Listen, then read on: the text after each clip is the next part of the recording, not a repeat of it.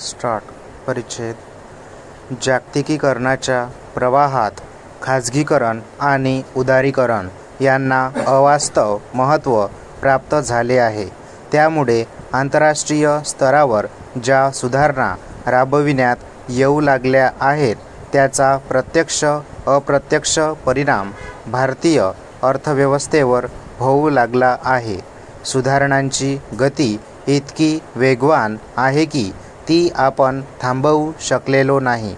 आपल्याकडील आर्थिक व सामाजिक स्तर सक्षम नसतानाही आपण त्या स्वीकारल्या आणि गेल्या 10 वर्षात जागतिकीकरण हे आपल्याच एकूण अर्थव्यवस्थेचा एक भाग बनले. आपल्या देशात गरजा आणि पायाभूत सुविधा याकरिता काही बाबतीत मक्तेदारीतील सेवा खुल्या करण्यात आल्या. खाजगीकरणाचे तोटे माहीत असूनही वीज, पाणी इत्यादी क्षेत्रातील आपला सहभाग सरकारने कमी केला व खाजगीकरणास उत्तेजन दिले. महाराष्ट्र राज्य विद्युत मंडळाच्या बाबतीत सर्व स्तरावरून सुधारणा करण्याचे ठरवून त्यांच्या अंमलबजावणीस सुरुवातही झाली.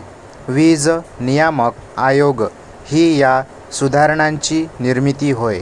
परिच्छेद. नियामक आयोग ही एक निपक्षपाती यंत्रणा असून स्वतंत्र कायद्यानुसार ती अस्तित्वात आलेली आहे.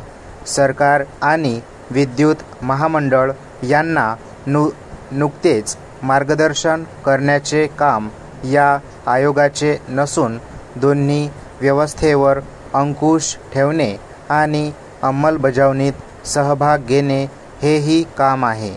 त्यायोगे नियामक आयोगाने प्रशासनाच्या एकूण व्यवस्थेस शिस्त लावण्याचा प्रामाणिक प्रयत्न केला आहे असे म्हटल्यास वावगे ठरू नये. वीज क्षेत्रात नियामक आयोगाची कार्यप्रणाली महत्त्वाची ठरलेली आहे. वीज सुधारणा विधेयक 2003 बहुचर्चित कायदा मागील सरकारच्या काळात संमत करण्यात आला. त्यावर आतापर्यंत व्यापक चर्चाही करण्यात आलेली आहे. वेगवेगळ्या राज्यातील कमी अधिक प्रमाणातील दाखलेही देण्यात आलेले होते. नियामक आयोग त्यांचे कार्यक्षेत्र आणि व्याप्ती ह्या कायद्यात समाविष्ट करण्यात आलेले आहे. ह्या कायद्याद्वारे विद्युत मंडळाची सेवा आणि ग्राहक या दोन्ही घटकांना महत्त्वपूर्ण स्थान देण्यात आलेले आहे. गेली कित्येक वर्षे वीज क्षेत्र हे टीकेचा विषय बनले असून सध्याच्या स्पर्धात्मक युगात सेवेच्या व आधुनिक तंत्राचा वापर करून विद्युत मंडळाचा चेहरामोहरा पूर्णपणे बदलण्याचा प्रयत्न होत आहे. ग्राहकांच्या दृष्टीने ही अत्यंत जमेची बाब होय. वीज चोरी, थकबाकी आणि गळतीचे वाढते प्रमाण ही मंडळासमोरील सध्याची सर्वात मोठी डोकेदुखी ठरलेली आहे. मंडळाचे आर्थिक नुकसान प्रामुख्याने ह्याच कारणामुळे होते आहे.